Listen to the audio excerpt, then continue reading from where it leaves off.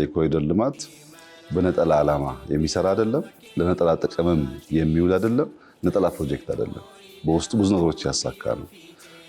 ኢኮኖሚያዊ ግቦች አሉት፣ ማህበራዊ ግቦች አሉት፣ ከባቢያዊ ግቦች አሉት።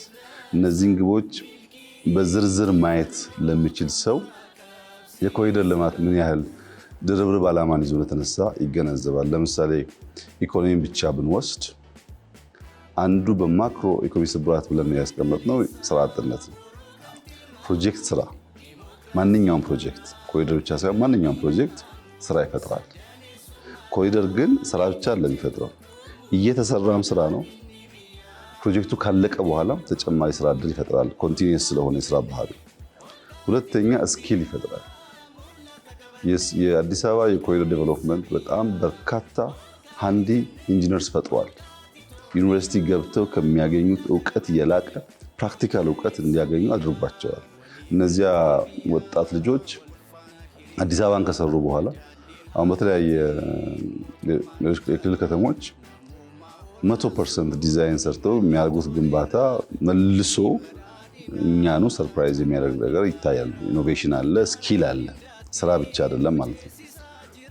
ሁለተኛ ከቤት ግንባታ ጋር ተያይዞ ኢምፕሎይመንት ብቻ ሳይሆን ሃውሲንግ ትልቁ ቻሌንጅ ነው ኢትዮጵያ ውስጥ የነበረው። መቼም ኮሪደር ከጀመርን በኋላ ፎቅ በ3 ወር ጨረስን፣ በ4 ወር ጨረስን ዜና እየሰማችሁ ነው።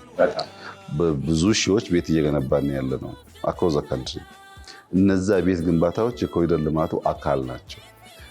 ኮሪደር ስትሰራ ስፔስ ትለያለህ፣ የስፔሱን ፐርፐስ ትለያለህ፣ ሪፐርፐስ ታደርጋለህ።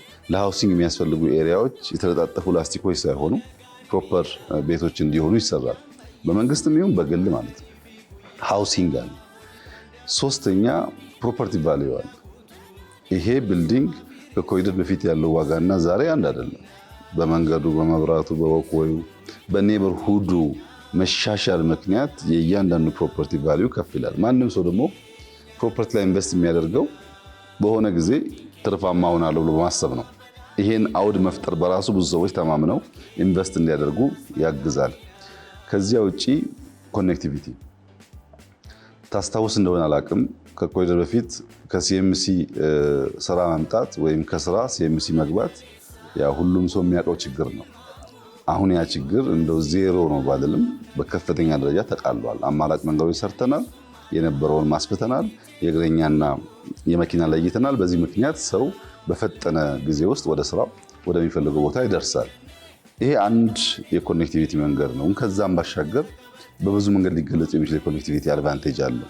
ሌላ ቱሪዝም ነው።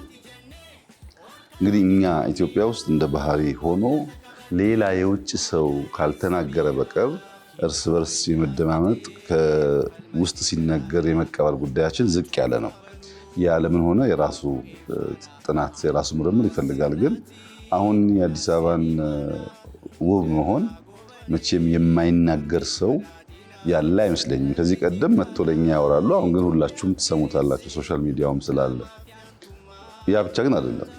በአምናና በዘንድሮ መካከል ከፍተኛ ቁጥር ያለው የቱሪዝም እድገት አለ አዲስ አበባ ውስጥ፣ ኢትዮጵያ ውስጥ አጠቃላይ የሎካል ቱሪዝምም የውጭ ቱሪዝምም ብዙ ገንዘብ እያገኘንበት ነው ማለት ነው። በድምሩ በኢኮኖሚ ኤሪያ ብቻ ኮሪደር ሲወሰድ አዲስ አበባን ሴንተር አድርጎ የጀመረ ኮሪደር ዴቨሎፕመንት የኢትዮጵያን የብልጽግና ማሳያ ምልክት ናት። አዲስ አበባ የብልጽግና ሲምቦል ናት። ማንም ሰው መጥቶ ከውጭ ሀገር አዲስ አበባን ብቻ ረግጦ ሌላ ነገራችንን ሳያይ የመመለስ እድሉ በጣም ከፍተኛ ነው። አዲስ አበባን ከወደደ ደግሞ ተጨማሪ ለማየት መፈለጉ ደግሞ ያድጋል። ለዚህ አዲስ አበባ በአንድ በኩል ሲምቦል ናት፣ በሌላ መንገድ ደግሞ ፓዝዌይ ናት። እሷን ያየና ያደነቀ፣ እሷን ያየና የወደደ አርባ ምንጭ ልይ፣ ሐዋሳ ልይ፣ ባህር ዳር ልይልና ለተጨማሪ የብልጽግና ጉዞ መንገድ ታገለግላለች እና የመጀመሪያ ኤንትሪ ፖይንት ናት። አንተ ቤት ስመጣ ገና ግቢው ያልተመቸ ከሆነ የቆሸሸ ከሆነ ሳሎን ብዙ ውስጥ አይፈልግም። ሳሎን ገብቼ ሳሎን ያልተመቸ ከሆነ እንደዛው። ለመጀመሪያ ላይ ያለው የፈርስት ኢምፕሬሽኑ በጣም ኢምፖርታንት ነው እና አዲስ አበባ ማማሯ ሰፊ ህዝብ ያላት ከተማ መሆኗ ብቻ ሳይሆን ለሌሎቹም ልማቶች እንደ ፓዝዌይ የምታገለግል ስለሆነ ከኢኮኖሚ አንጻር ጥቂቱን ነው የገለጽኩት። በጣም በርካታ አድቫንቴጆች አሉት። ሁለተኛ ኤንቫይሮንመንት እንውሰድ። ከባቢያዊ ግቡ ደግሞ የኮሪደር ንጽህናው የተጠበቀ ያማረ ዘላቂ ስነ ምህዳር መፍጠር የሁሉም በማደግ ላይ ያሉ ሀገራት ህልም ነው። ያደጉትም ያን የመጠበቅ ፍላጎት ነው ያላቸው። ከባቢ አማረ ማለት ብዙ መልኮች አሉት። ለምሳሌ ከብክለት የጸዳ ኤንቫይሮንመንት መፍጠር፣ የድምፅ ብክለት ሊሆን ይችላል፣ የአየር ብክለት ሊሆን ይችላል፣ የወንዞች ብክለት ሊሆን ይችላል፣ የመንገዶች ቆሻሻ አወጋገድ ስርዓት ሊሆን ይችላል። እነዚያ ሁሉ ተደምሮ በእያንዳንዱ ሰው የእንቅልፍ፣ የመብላት ፍላጎት፣ የመንቀሳቀስ ፍላጎት አፌክት ያደርጉታል። ለምሳሌ አንተ ምሽት አካባቢ ላይ ብትሆን አትንቀሳቀስም። ካልተንቀሳቀስክ ፊዚካሊ ፊት አትሆንም ማለት ነው። ፊዚካሊ ፊት ካልሆን ከበላህም ካልበላህም እንቅልፍ ችግር አለ እና ተያያዥ ችግሮች ያስከትላል። የአማረ መልክዓ ምድር ለአእምሮ በከፍተኛ ደረጃ እረፍት ይሰጣል። በንጹህ ከባቢ ላይ መኖር፣ ንጹህ አየር መሳብ በገንዘብ የማንለካቸውን የጤና ትሩፋት የሚያስገኝ ነገር ነው። ሶስተኛው የአየር ንብረት ጥበቃ ነው። ቆሻሻ ሰዎች ተሰባስበው የሚኖሩበት ማንኛውም አካባቢ፣ ለምሳሌ አንድ ሰው ብቻ ያለበት አፓርትመንትና ፋሚሊ ካለው የቆሻሻው መጠን ልክ በሰው ቁጥር ነው የሚያድገው። ሰው በርከት ለማለት ቆሻሻ በዛ ማለት ነው። ያን ቆሻሻ የምናስወግድበት ስርዓት ደግሞ ካላበጀን፣ ሪዩዝ ማድረግ ብቻ አይደለም፣ ስርዓት ባለው መንገድ የማይወገድ ከሆነ ተመልሶ ያን ብክለት ያስከትላል። ከከባቢ አንጻር ግሪን ስለመሆኑ፣ ንጹህ ስለመሆኑ፣ ያማረ ስለመሆኑ ያ ሁላችንም የምናየው የምንሰማው ጉዳይ ስለሆነ ከፍተኛ ጥቅም አለው። በአዲስ አበባ ኮሪደር ልማት ከኤንቫይሮንመንት አንጻር የኛ እምነት፣ የብዙዎቹም እምነት አዲስ አበባ የተጸውዖ ስም ነበር።